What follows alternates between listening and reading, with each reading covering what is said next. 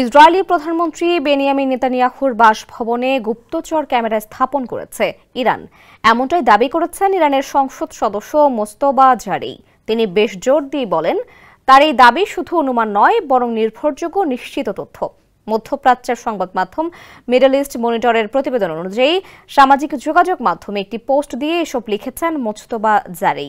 তিনি লিখেছেন, আমরা কখনোই নেতানিয়াহুর এত কাছাকাছি পৌঁছাতে পারিনি। এবার তার বাড়ির উপর নজরদারি করা যায় এমন স্থানে আমরা একটি ক্যামেরা বসাতে সক্ষম হয়েছি। ইরানি গোয়েন্দা সংস্থার জন্য একে এক অভূতপূর্ব মাইলফলক বলছেন তিনি বলেন, জায়নবাদীদের ঘাঁটিতে আর কোনো গোপন স্থান নেই। ইরানি এই সংসদ সদস্যের দাবি নিয়ে এখনো আনুষ্ঠানিকভাবে কোনো মন্তব্য বা প্রতিক্রিয়া জানায়নি ইসরায়েল। RICL TMX, যুগের পর যুগ স্থাপনা থাকে মজবুত। যদিও এই দাবিকে ইরান ও ইসরায়েলের মধ্যে চলমান মানসিক ও প্রচারমূলক লড়াইয়ের অংশ হিসেবে দেখছেন বিশ্লেষকরা। 2024 সালের অক্টোবরে লেবানন থেকে নেতানিয়াহুর বাসভবনে একটি ড্রোন ছোড়া হয়েছিল।